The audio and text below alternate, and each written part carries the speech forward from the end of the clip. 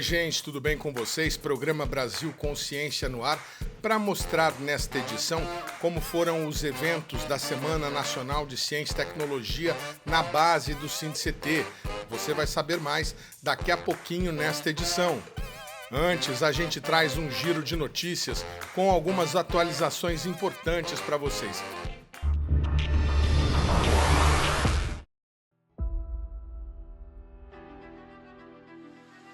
Começando com a Operação Skywave, o lançamento do foguete sul-coreano da Innospace a partir da base de Alcântara, teve nova janela de lançamento anunciada pela Agência Espacial Brasileira e pela Aeronáutica. Segundo nota distribuída à imprensa pela FAB, o lançamento do foguete Rambit Nano a partir de Alcântara teve seu período estendido até 28 de novembro. De acordo com a nota, a operação vai marcar a entrada do Brasil no mercado global de lançamentos espaciais, abrindo novos caminhos para alternativas de geração de renda dentro do Programa Espacial Brasileiro. Ainda de acordo com a nota, o novo cronograma, que foi iniciado no último dia 13 de outubro, ainda não prevê data e horário exato do lançamento. Segundo a Aeronáutica, essas informações serão definidas após análises de condições meteorológicas, verificações técnicas e status geral da operação. Na nota, a Força Aérea informou que o pedido de extensão foi aprovado pelo Departamento de Ciência e Tecnologia Aeroespacial, o DCTA, e desta forma, o deslocamento das equipes técnicas de apoio também seguirão o novo planejamento, devendo acontecer a partir do próximo dia 3 de novembro. O Rambit Nano é um foguete de 2 estágios a propulsão híbrida, sólida e líquida, com quase 22 metros de comprimento e praticamente 1,5 metro de diâmetro. O foguete, que tem 20 toneladas de massa, é capaz de transportar até 90 quilos de carga útil. No lançamento, ele será responsável por transportar 8 cargas registradas, incluindo 5 pequenos satélites e 3 experimentos tecnológicos desenvolvidos por empresas e instituições do Brasil, da Coreia do Sul e da Índia. Conforme você ficou sabendo aqui no Brasil Consciência, a carga brasileira é composta por 2 nanosatélites, o GOLDS, desenvolvido pela Universidade Federal de Santa Catarina em parceria com o INPE, e o CONASAT-1, um nanosatélite desenvolvido pelo INPE com o objetivo de formar uma constelação para substituir o atual sistema de coleta de dados ambientais brasileiro. A carga brasileira inclui ainda 2 sistemas de navegação inercial. Um deles está sendo desenvolvido dentro do programa do MLBR, o Micro Lançador Brasileiro, e será usado no foguete quando ele estiver concluído. O outro sistema de navegação inercial é uma carga particular, desenvolvido pela empresa de São José dos Campos CLC Consultoria para uso diverso em sistemas como mísseis e drones. A carga brasileira ainda inclui um outro nanosatélite, desenvolvido pela empresa Pion, em parceria com a Universidade Federal do Maranhão. A Agência Espacial Brasileira divulgou na última semana informações sobre a assinatura do contrato entre a Universidade Federal do Maranhão e a Innospace, confirmando o lançamento. Se o voo der certo, os satélites deverão ser inseridos em órbita para coleta de dados climáticos e ambientais, desenvolvimento tecnológico e ações de educação.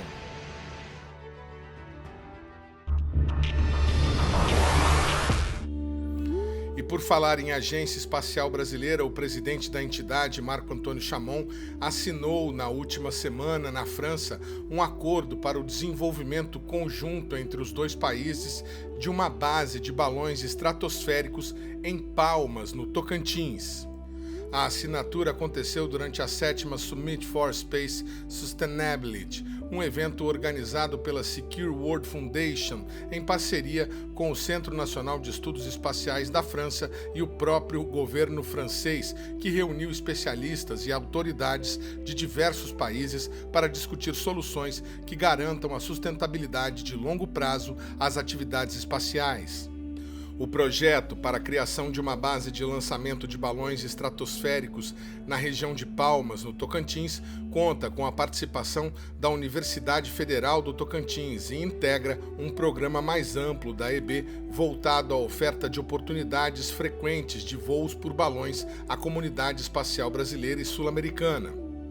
A iniciativa, segundo a AEB, amplia a cooperação científica internacional ao permitir que o Centro Nacional de Estudos Espaciais francês disponibilize novas oportunidades de voo em latitudes equatoriais, centradas em torno de 10 graus sul para pesquisas europeias.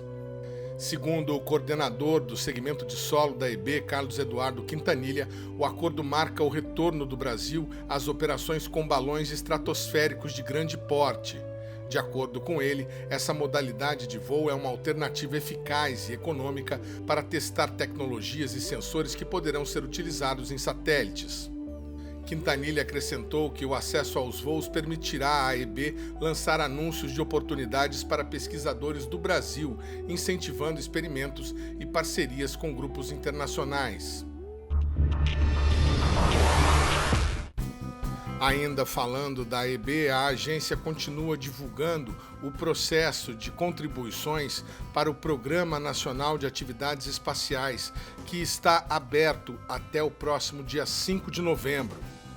Segundo a divulgação da AEB, o PNAE é o principal instrumento de planejamento decenal do Programa Espacial Brasileiro e sua atualização busca alinhar as ações espaciais do país às prioridades nacionais e globais. A participação popular vem sendo incentivada nas redes sociais por meio deste vídeo, gravado pelo diretor Rogério Veríssimo. Eu tenho um convite especial para você hoje. A Agência Espacial está promovendo a atualização do seu principal mecanismo de planejamento, que é o Programa Nacional de Atividades Espaciais, também conhecido como PNAE. O PNAE, ele aponta as necessidades e o atendimento das necessidades da sociedade brasileira naquilo que tange a atividade espacial. Por isso, a sua contribuição para o aperfeiçoamento dessa ferramenta é muito importante. Acesse o link do Brasil Participativo na internet e contribua com esse esforço da Agência Espacial Brasileira. Ainda sobre a AEB, a entidade também esteve presente na 22ª Semana Nacional de Ciência e Tecnologia, realizada entre os dias 20 e 26 de outubro. A edição deste ano teve o tema Planeta Água, Cultura Oceânica para enfrentar as mudanças climáticas no meu território, e o evento propôs uma reflexão sobre a relação entre o oceano, o clima e um futuro sustentável, com destaque para a importância da ciência e educação ambiental no desenvolvimento do país.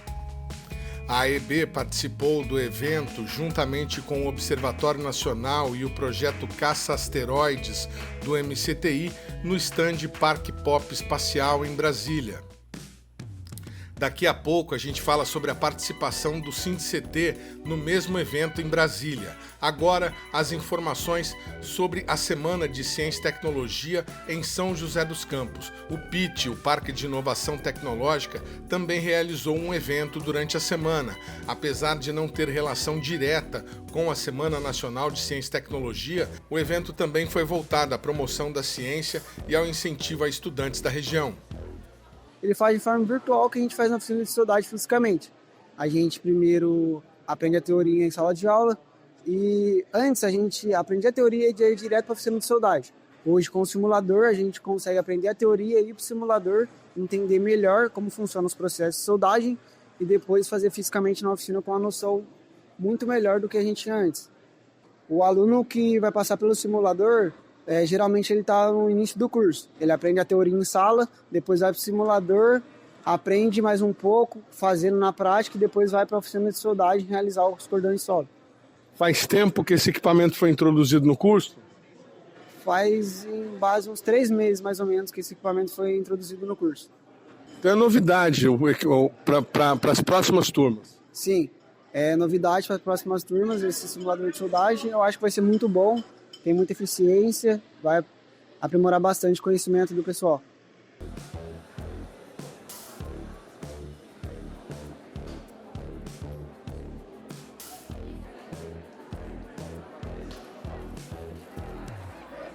Bom, o objetivo do evento é, de fato, conectar então os atores do ecossistema, isso considerando a academia, sendo alunos e professores, empresas e governo, além da sociedade civil também.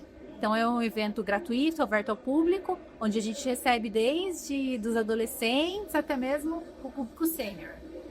E quantas pessoas, mais ou menos, vocês imaginam que passam pelo parque durante um evento como esse?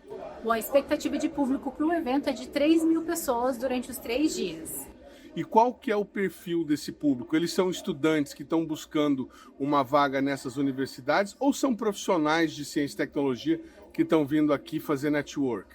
Bom, ambos os casos são verdadeiros. Nós temos desde alunos do ensino médio que buscam saber um pouco mais das universidades, o que elas têm oferecido, o que elas têm desenvolvido de pesquisa, bem como alunos de graduação, pós-graduação, que têm buscado oportunidades profissionais nas empresas e empresas querendo para isso mesmo. Então, aqui eles encontram em um único ambiente alunos de diferentes instituições.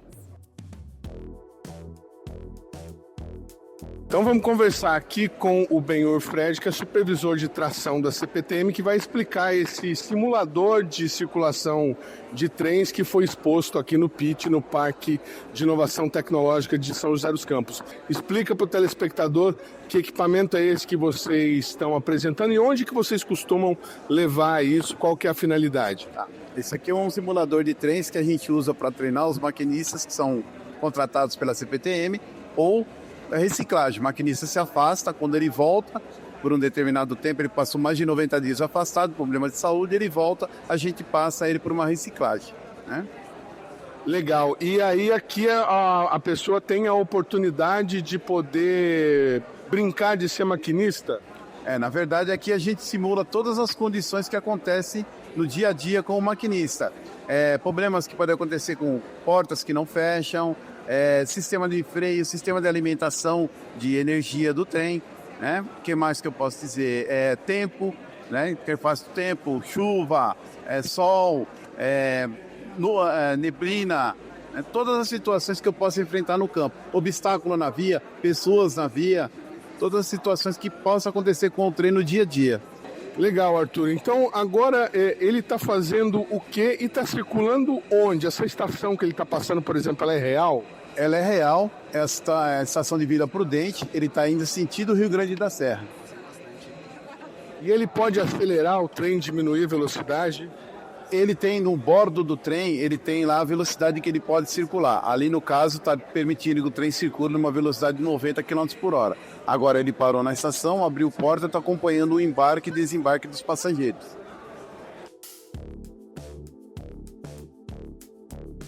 Bom, nós temos então projetos de inovação que têm sido desenvolvidos pelas instituições parceiras, sendo expostos aqui, além de estandes das empresas patrocinadoras, também mostrando um pouco dos seus projetos e as oportunidades que eles têm na área de inovação. E também temos aí o Congresso Científico Tecnológico, onde autores puderam submeter os seus resumos e eles puderam, então, colocar dentro desse resumo um pouco de suas pesquisas, o que tem acontecido dentro dos laboratórios das instituições e dos institutos de pesquisa. Vocês fizeram algum tipo de seleção por área ou foram pessoas que se candidataram para estar participando, apresentando trabalhos? Isso, nós abrimos a inscrição no começo do ano para submissões, então são resumos de até 500 palavras, a ideia é que seja algo enxuto mesmo para facilitar para que a empresa tenha acesso e tivemos todo um corpo científico que fez a avaliação desses resumos, os aprovados então têm a oportunidade de apresentar esses resumos durante o congresso. Tá certo, muito obrigado, Amanda, pelas informações. A gente segue agora com as informações do CEMADEM.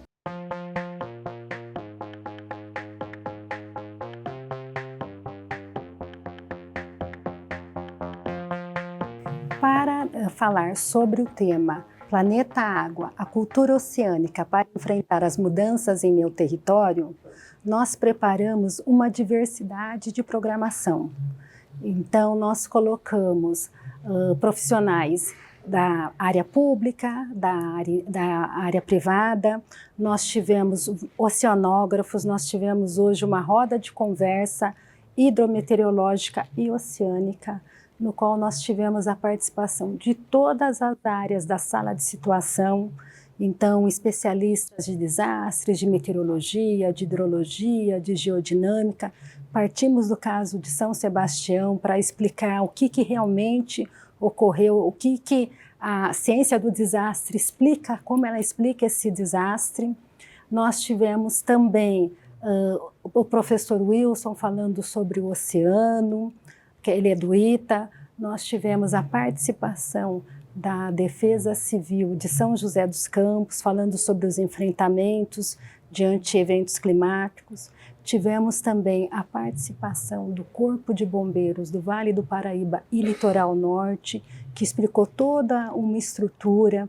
Tivemos a presença da Motiva, que explicou a resiliência climática do grupo, e, num primeiro momento, com o comandante Miguel Dal, e num segundo momento, nós tivemos eles explicando como que se dá as operações aqui no trecho da Dutra e também da Rio Santos. Tivemos também a Tamoios, que veio aqui e explicou sobre o grupo, a concessionária, e também falando hoje sobre a Serra do Tamoios. Então aqui o primeiro ponto de bloqueio, que é na Praça de Pedágio. Esse vídeo curtinho aqui já mostra um pouquinho de uma etapa do nosso processo, que é a segregação dos veículos. Então o que a gente faz? A gente separa veículos de passeio de veículos de carga e ainda produto perigoso. Tudo isso com mitigação de risco. Então quando a gente vai, e geralmente o primeiro fluxo, quando a gente faz a operação é de descida, a gente bloqueia lá embaixo, a gente retém o fluxo aqui, agora ninguém mais sobe, e aí a gente vai começar a descer os veículos pela Serra Nova no contrafluxo. Nós tivemos também a Unesp falando sobre o programa que a gente tem com o CEMADEM, então do programa de mestrado e doutorado em desastres naturais. Nós tivemos a Secretaria de Obras de São José dos Campos falando sobre o plano diretor de drenagem. Então nós tivemos assim uma diversidade de eventos. Tivemos também um oceanógrafo que falou sobre tsunamis, foi muito interessante, e a gente tentou trazer o público para a construção de uma ciência colaborativa, né, num espaço de discussão. E o que nós estamos muito contentes é que a cada dia a gente está tendo mais público. Agora, quer dizer, uma semana voltada a diversos tipos de aplicação de ciência para a prevenção de desastres. E uma semana mais de aprendizado entre pessoas que lidam com a prevenção de desastres. Vocês também tiveram estudantes participando de algum tipo de atividade lúdica, alguma coisa como vocês fazem no CEMADEM Educação? Essa parte da atividade lúdica vai ser amanhã, quinta-feira. Na parte da tarde vai ter o CEMADEM Educação, apresentando palestra, apresentando os jogos dele, aquela questão do aprender através da ciência, do ensinar aprendendo. E na sexta-feira a gente vai ter o Visite e Descubra, chamando as pessoas para vir aqui ao CEMADEM, conhecer o trabalho da sala de situação e depois a gente ver as plataformas de coletas de dados do CEMADEM, que fica numa área externa. Daí vai ter uma apresentação sobre elas e também sobre as plataformas que estão em teste de monitoramento. Qual a quantidade de pessoas que vocês imaginam que vai passar pelo CEMADEM nesses dias de evento? Olha, contando que são 5 dias do evento, a gente acredita que em torno de umas 400 pessoas, 300 e pouco, porque os primeiros dias, segunda e terça estava mais frio, o pessoal ficou mais encolhido em casa, mas daí a partir de hoje que a gente está achando que o público vai adensar. Hoje, por exemplo, tanto na parte da manhã quanto da parte da tarde, o nosso auditório, que é de 100 pessoas, ficou praticamente lotado. Então, a gente quer realmente que venha e que é um momento da construção da ciência participativa. Estamos aqui no stand do CEMADEM. CEMADEM é o Centro Nacional de Monitoramento e Alerta de Desastres Naturais, com uma sede em São José dos Campos, e estamos aqui hoje em Brasília, na 22ª Semana Nacional de Ciência e Tecnologia. O Semadem monitora 24 horas por dia, durante 7 dias por semana. Trabalha em todos os dias, feriados, Natal, Ano Novo, madrugada, 3 horas da manhã, 2 horas da manhã, o Semadem está funcionando. O Semadem é uma unidade de pesquisa do MCTI e monitora desastres naturais em todo o país, em 1.138 municípios. Essa é a caixa de areia do Semadem, que ela simula a chuva sobre o terreno. Então a gente consegue mudar o terreno para ver como essa água vai se acumular, né, nas áreas mais baixas do terreno e como é que a chuva ela vai cair e escoar sobre o terreno. Nós achamos incrível, assim, que com materiais simples consegue promover a inclusão das pessoas.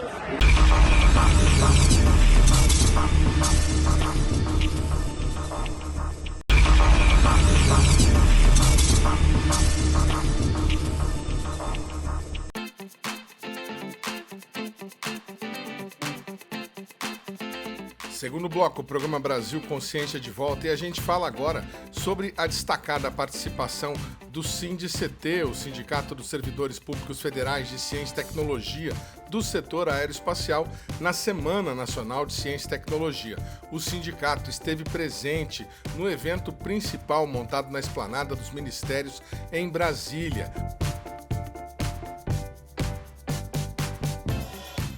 O sindicato levou até o evento a exposição interativa, na qual os estudantes e visitantes puderam conhecer um pouco da história do programa espacial brasileiro por meio do uso da realidade virtual.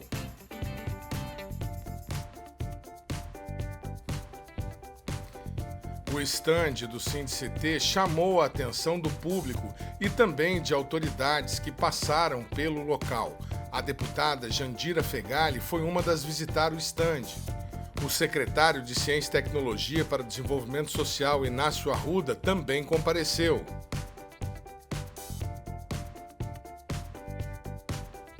Outro a comparecer foi o diretor da AEB, Rodrigo Leonardi.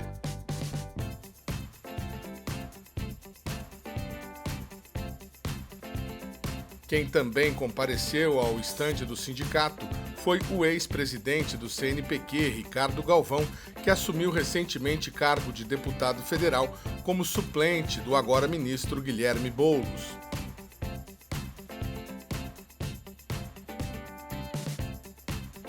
Além dos óculos de realidade virtual, cartazes, folders e outros materiais de divulgação, o sindicato também incluiu no estande materiais de divulgação científica de acessibilidade que chamaram a atenção até de gente que trabalha no governo.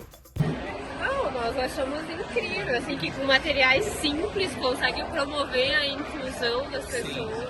E assim, isso aqui hoje, com a difusão da própria tecnologia com a impressão 3D, isso aqui você pode projetar e imprimir em 3D, porque aí você consegue fazer, por exemplo, para você trabalhar isso em escola, produzir isso em escala. Então imagina, cada escola com uma impressora 3D, você faz uma matriz, manda para as escolas e cada escola pode imprimir. Boa ideia, gostei da sugestão. E como é que é o seu nome? Milton. Da onde, Milton? Eu sou o coordenador geral de tecnologia assistiva do Ministério de Ciência e Tecnologia. Obrigado.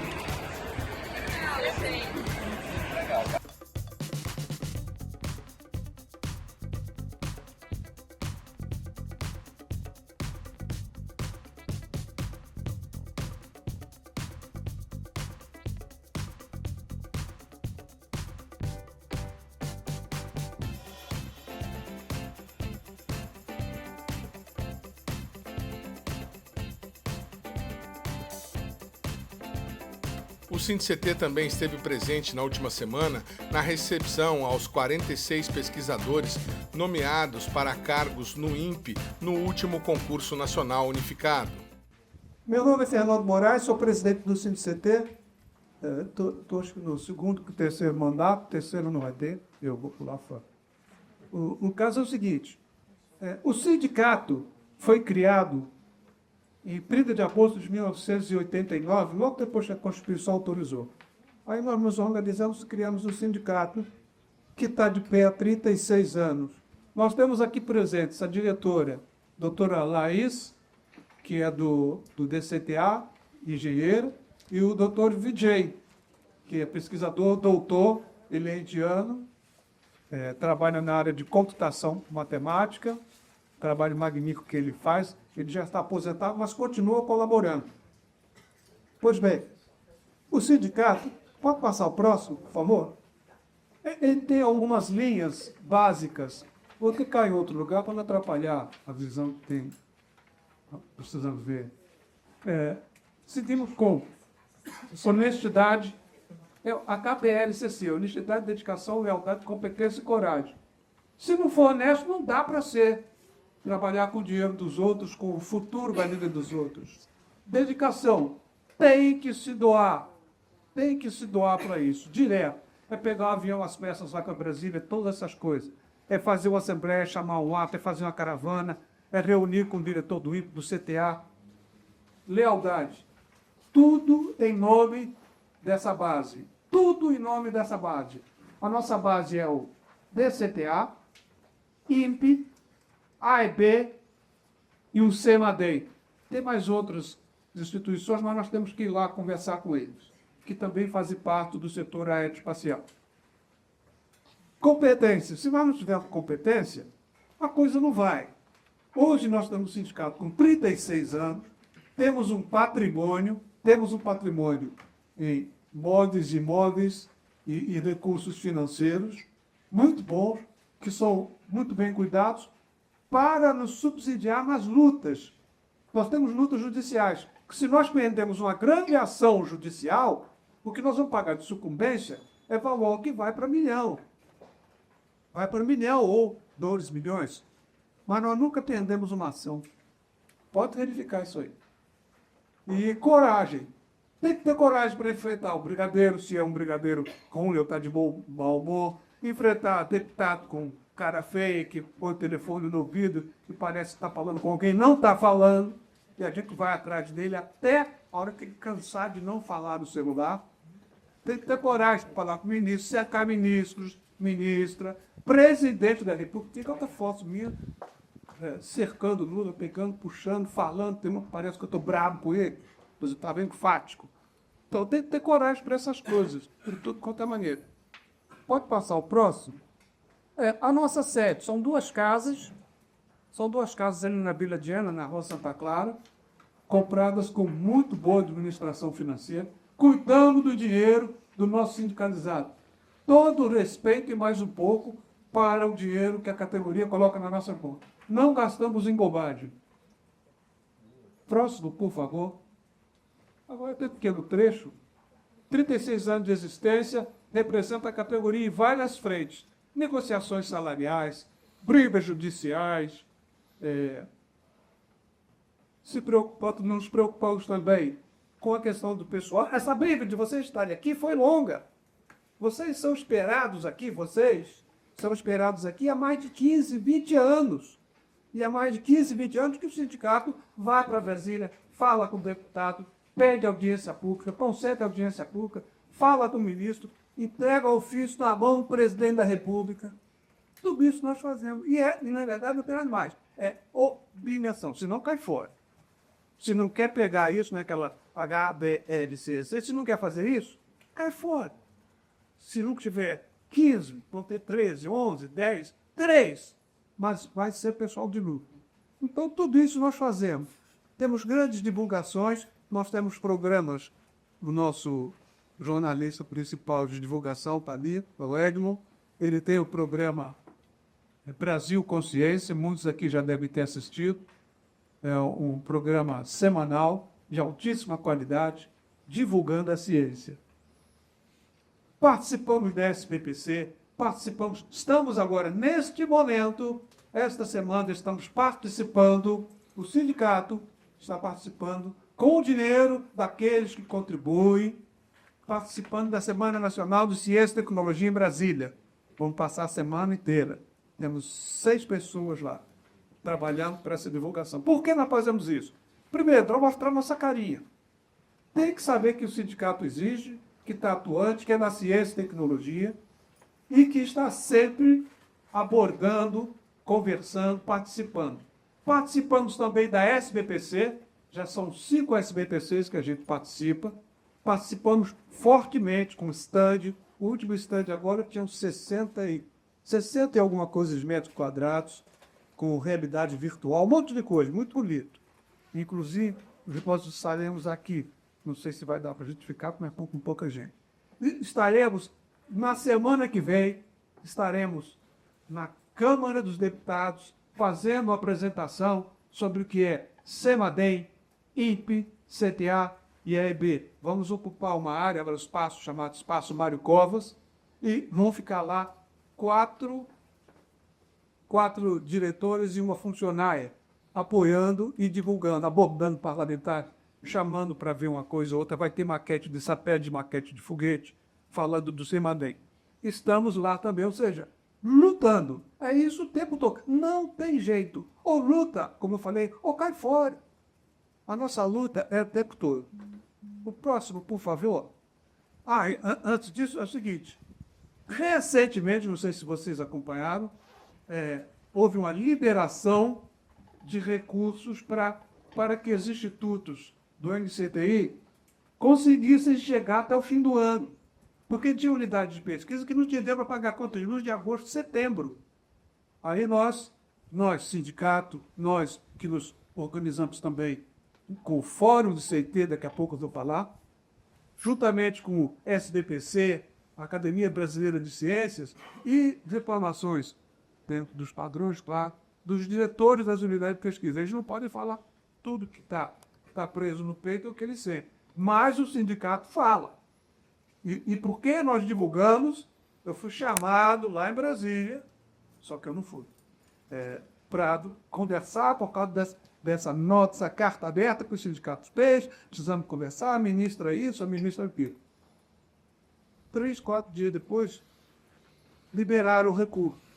É por pressão da SBPC, pressão da ABC, Academia Brasileira de Ciência, pressão dos sindicatos, pressão do Fórum de CT, que consegue, por exemplo, recursos para chegar até o fim do ano, gente. Um absurdo. As atividades do CT, para pouco fora de ordem, vai estar tudo bem. A representação de toda a categoria, a defender os interesses de todos, da valorização dos servidores e servidoras, defender as instituições, como eu já descrevi alguma coisa, buscando recursos, buscando concursos, contratações, defesa das carreiras ao longo de todo esse tempo, defendendo a carreira, que toda hora que alguém com uma ideia maravilhosamente ruim para querer atrapalhar. Participação ativa de âmbito nacional em todas as lutas coletivas.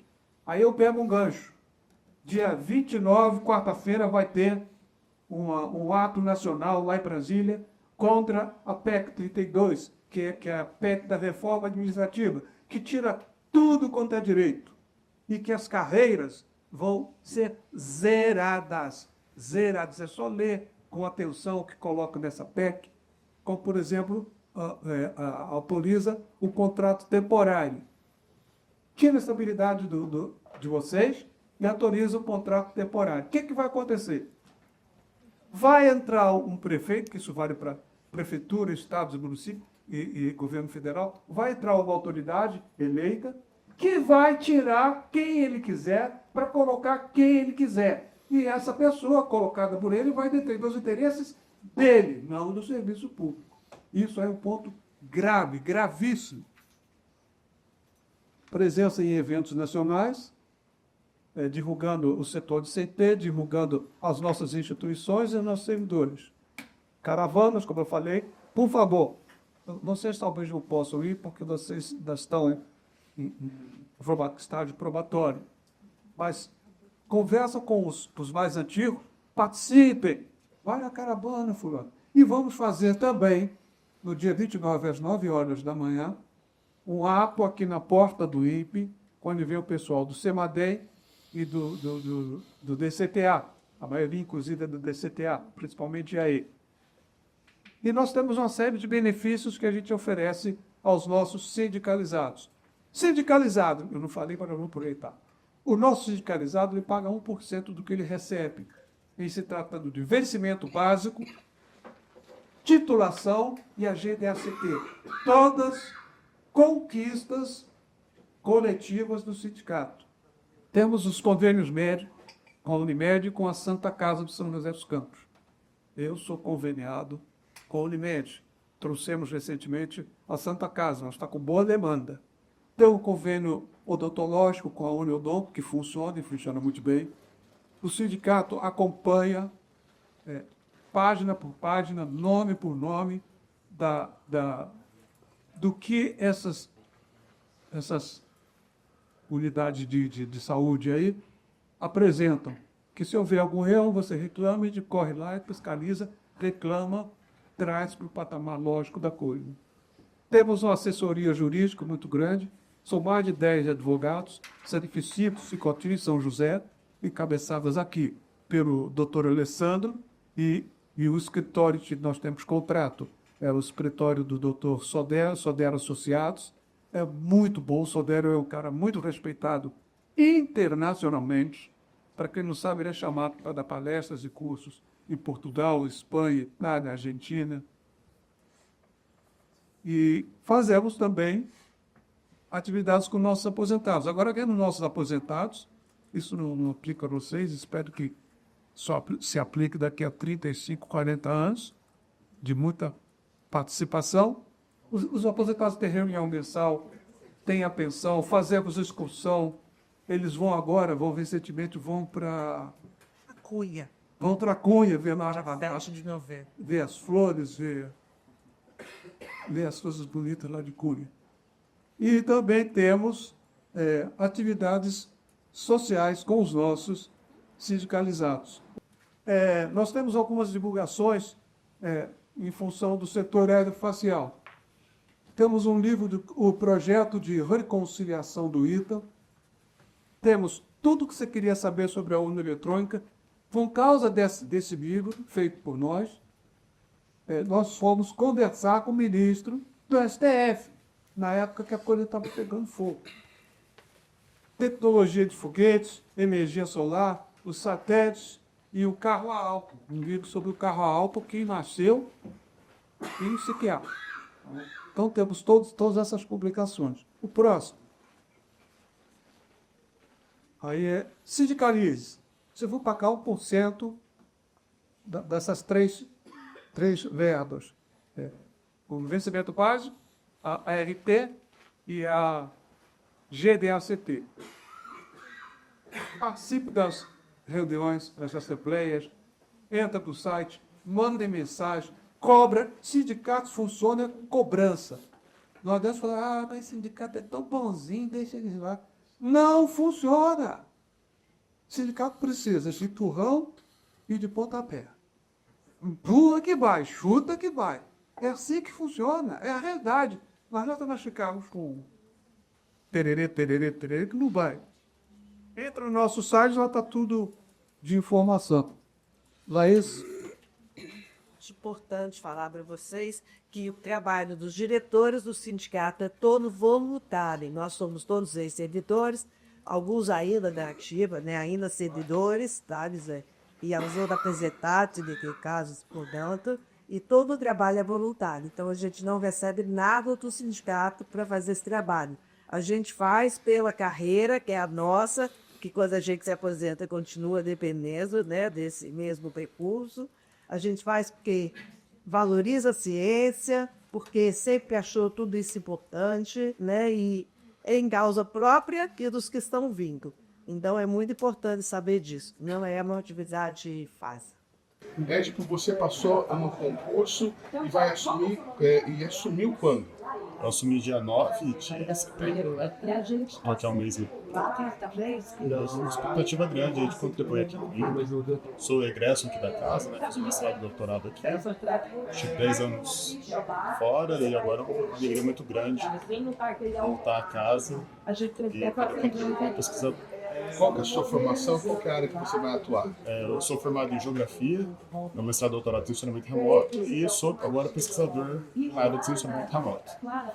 Qual que é a sua expectativa? O que você gostaria de deixar nessa sua passagem pelo INPE? Eu quero deixar tudo que eu recebi, deixar conhecimento, formar novos pesquisadores e ajudar bastante a contribuir na área de sensoramento remoto do país.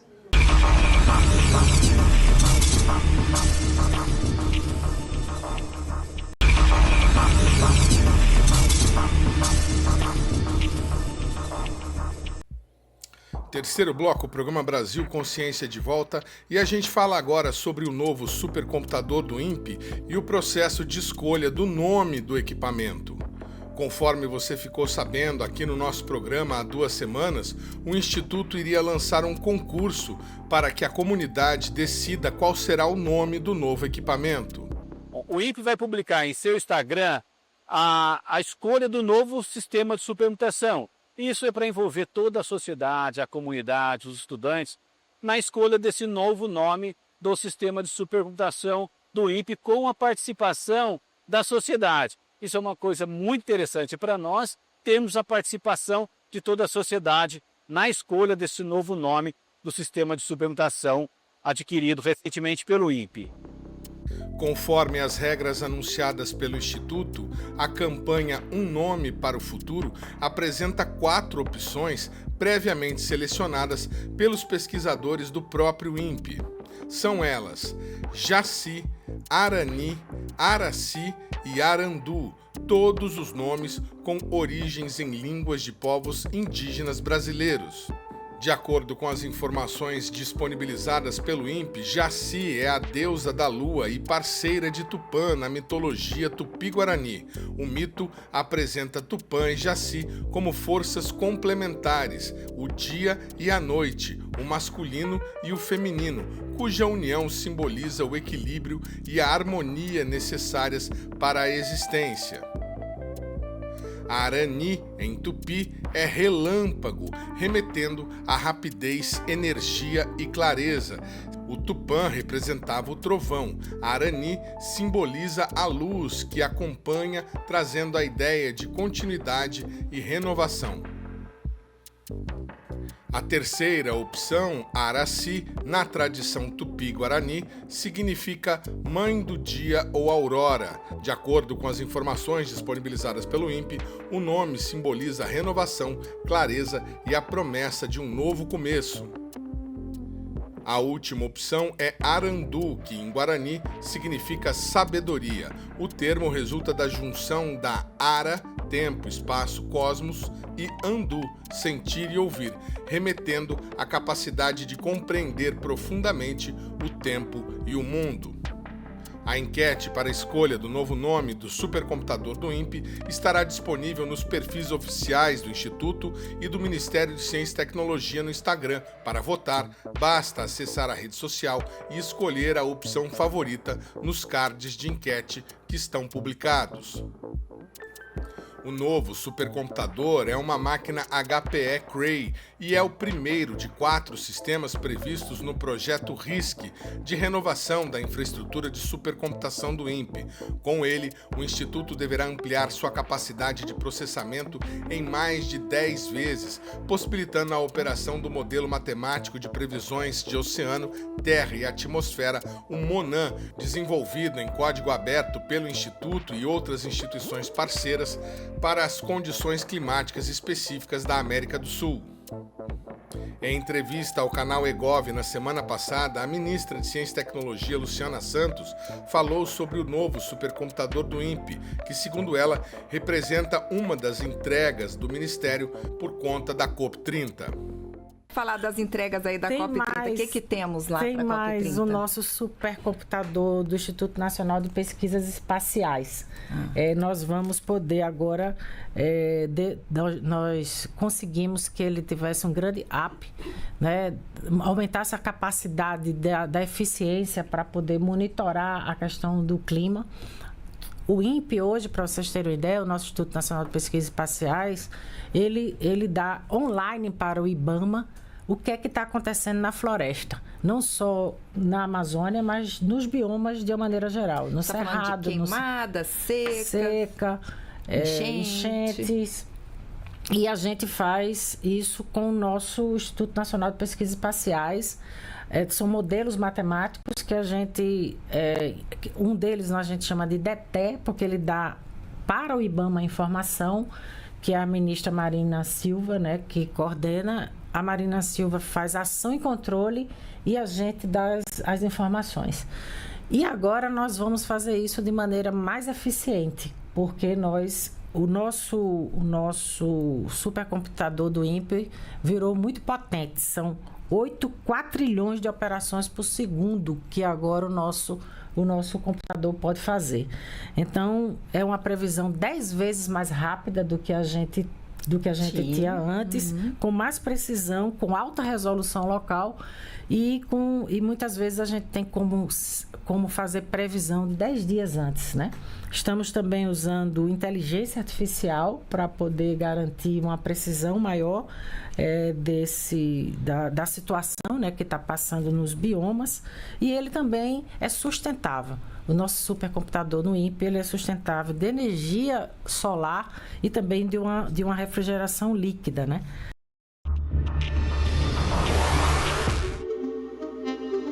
Agora a gente fala sobre a Semana de Ciência e Tecnologia no INPE. Diversas palestras e atividades para a população em geral foram realizadas pelo Instituto ao longo da semana. Em uma das mais destacadas, o Instituto recebeu a pré-estreia do documentário Ciência na Mira, que relata o drama de 4 pesquisadores perseguidos durante a gestão Bolsonaro por conta do trabalho deles com dados científicos. O Brasil é um dos países que mais mata ativistas de direitos humanos no mundo. Você passa a ser ameaçada, é algo que eu nunca tinha vivido. E uma ameaça também ao meu trabalho. Os dados sobre desmatamento da Amazônia sempre causaram algum incômodo a diferentes governos. Controlar também as informações que são trazidas pela ciência é sempre o que o autoritarismo faz. Nós não estamos imunes ao que está acontecendo no mundo. O extremismo, as facções, o ódio, ele já chegou na ciência, ele faz parte do que a gente faz. Continuamos produzindo a hidroxicloroquina.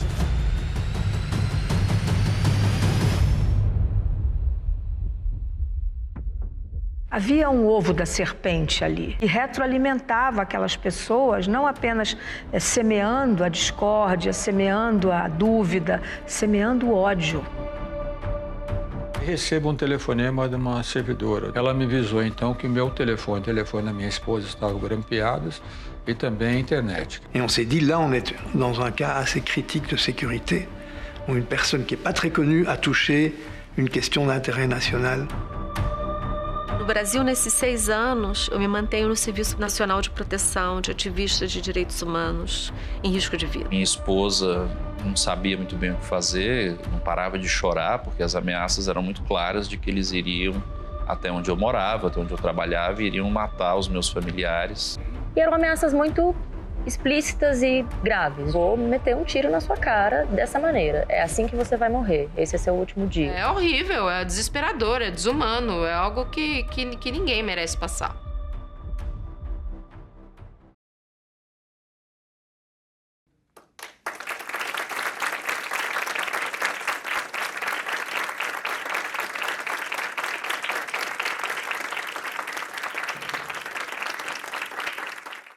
Quando eu fiz o filme, eu tinha bastante em mente que era muito mais do que um filme para festival, e isso implica, às vezes, até algumas escolhas estéticas que a gente faz, né? Eu queria que fosse um filme que se comunicasse, que fosse um filme que envolvesse, que tivesse, em certos momentos, até uma certa atmosfera de thriller, né? Que era para criar, enfim, um jovem poder ver e não achar um saco, para que levasse a mensagem, né? E com clareza, que tentasse passar um pouco do que essas pessoas vivenciam, não só em termos informativos, mas também sensoriais mesmo, né? Tentar passar um pouco dessas histórias desse jeito. Então, esses espaços de discussão era uma das nossas metas. Então, a gente já exibiu o filme na URGS, com a presença da reitora da URGS, exibimos na UF, exibimos na Unicamp, e aqui é o quarto espaço, assim. E eu acho que esses espaços são o melhor para a gente exibir, pelo menos nesse primeiro momento, né? Pessoas que vão espalhar assim, a ideia do filme. E a partir de 11 de dezembro ele está então no canal Curta e nas plataformas do canal Curta disponíveis, daqui a um mês e meio. E uma das questões que o filme trouxe nesses debates até foi uma questão de gênero, né? A Larissa esteve presente comigo no debate na Unicamp. A Larissa, ela de vez em quando ela vem, ela nunca mais voltou para morar, mas de vez em quando ela vem para ver os pais, tal, meio incógnita, não anuncia, vem e volta, né? E ela trouxe muito essa questão, né? Quer dizer, que com as mulheres é muito mais presente do que passado, né? Elas continuam exiladas e essa é uma reflexão. Quer dizer, quando eu gravei e a coisa não mudou, a gente filmou na Europa em junho, né? Com a Larissa e a Débora. Quer dizer, já tinham se passado um mês e meio do governo Lula, né? Quer dizer, como imaginava que em 2022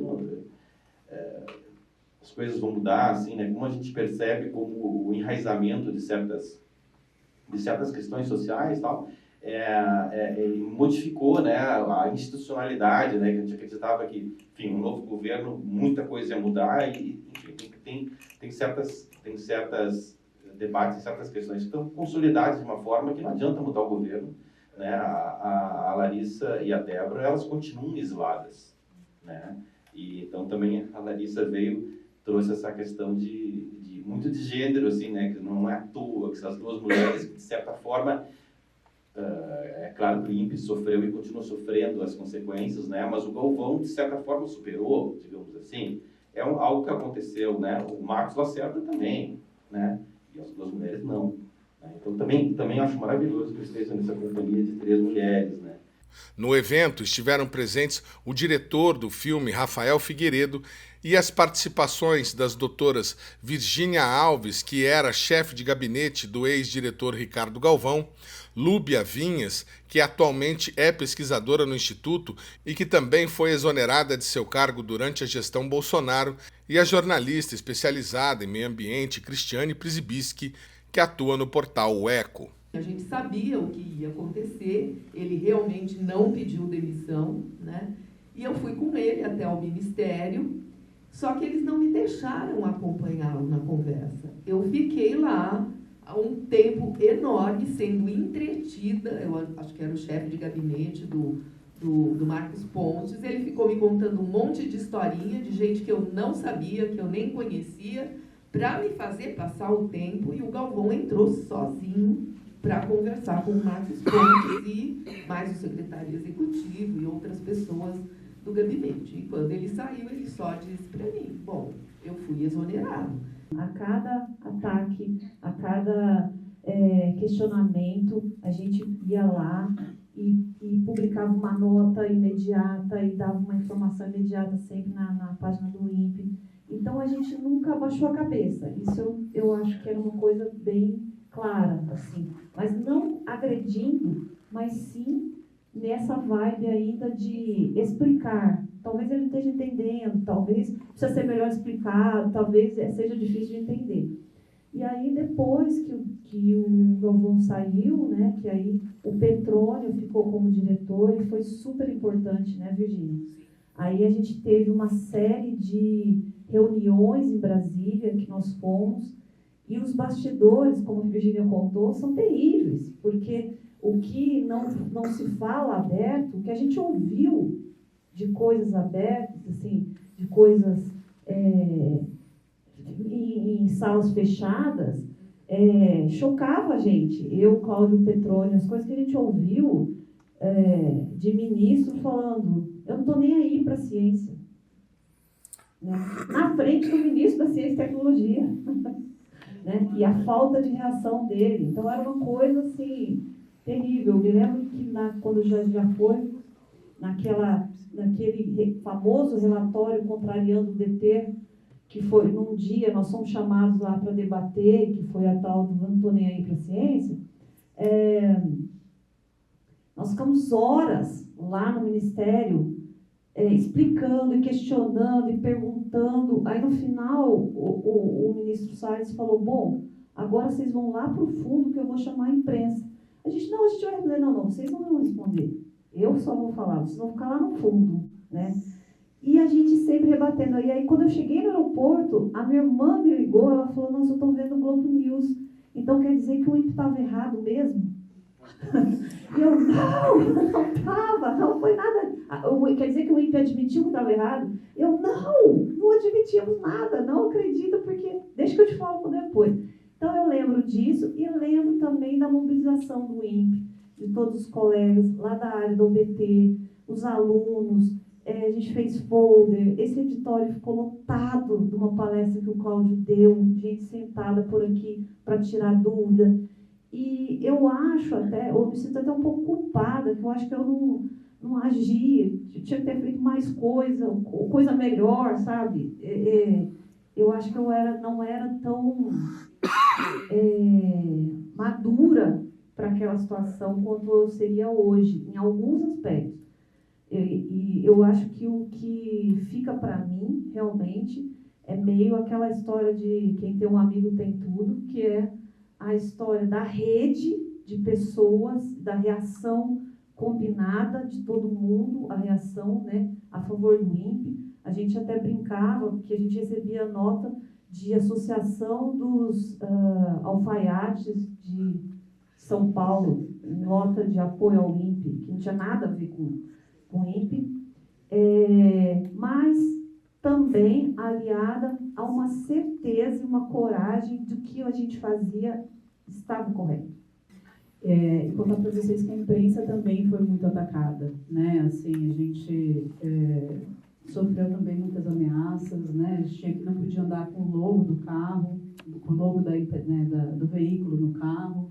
Quando era um evento público, nós éramos xingados, cuspiam na gente, as mulheres eram ameaçadas de violência sexual. Então, assim, foi um período muito difícil para a gente também.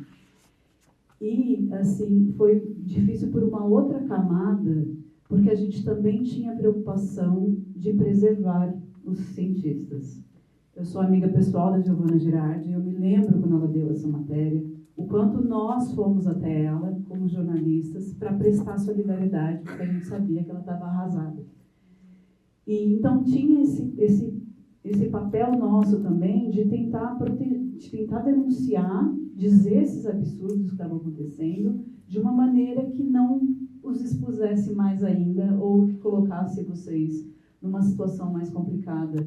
Mas a gente foi vendo um silenciamento paulatino, assim, né? Conforme foram passando os meses, vocês foram se silenciando. E aí nós também nos silenciamos, né? Então, inicialmente a gente conseguia falar com pesquisadores em off, e depois de alguns meses nem em off mais. E eu me lembro quando a Lúbia foi exonerada e depois foi embora, para mim a tristeza, assim, era uma tristeza muito grande de ver o que estava acontecendo. E também foi um processo muito cansativo, porque a gente tinha diariamente, praticamente, ter que rebater as mentiras que eram ditas. E eram mentiras tão estapafúrdias que eu não acreditava que eu tinha que escrever uma matéria explicando para o leitor que o satélite do INPE, ele não estava medindo o calor da rocha. Vocês lembram disso, do vice-presidente Mourão? Ou era o churrasquinho. Então, eu não acreditava, a gente não acreditava que a gente estava perdendo o nosso tempo, que podia falar de coisas muito mais interessantes, para ter que rebater esse tipo de informação. E eu queria perguntar para a doutora Lúbia, quando a senhora foi exonerada, a senhora também sofreu ameaças? Chegaram a buscar algum tipo de rede social, alguma coisa assim? Não. Na verdade, eu fui exonerada... eu acho que a minha exoneração ela teve um papel maior como em prol do INPE, né, que colocou essa questão de novo na mídia, nos lugares, e até eu lembro que o Cláudio dizia: a bolsa na Rússia está caindo porque você foi exonerada. Mas eu não sofri nenhum tipo de ameaça, não. Eu também não. O que eu fiz foi, eu sofri uma pressão interna do diretor, na época, porque ele queria que eu fosse para Brasília com ele, que eu desse entrevista coletiva dizendo que estava tudo bem no INPE, que era uma coisa normal, e a minha resistência foi não fazer isso. Você pode ver que eu não apareci no lado nem do diretor, nem do ministro. Eu disse, não, eu não vou dizer que o que está acontecendo no INPE é normal, mais do que a minha pessoa em particular, né? Mas eu não tinha a importância ou o mesmo cargo que as outras pessoas tinham. Eu fui só... Não, eu digo assim, nem de sofrer ameaças, né? Eu não tinha e nada disso. Foi muita gente que me conhecia e que veio falar, colegas de escola, até hoje eles fazem piada com isso, né? Meu colega de faculdade, ele diz, eu estou no carro e escuto o general Mourão falando, a senhora aluga a via. Então um monte de gente me ligava, mas nem nada, nem minimamente perto de nada do que aconteceu com as outras pessoas. O programa Brasil Consciência de hoje vai ficando por aqui. Você que quiser conferir os demais conteúdos produzidos pelo SINDCT, nossas redes sociais estão na tela nesse momento. Dúvidas, críticas, sugestões, nosso e-mail é sempre o caminho para o contato com o nosso programa. A gente volta na semana que vem com mais uma atração inédita para vocês.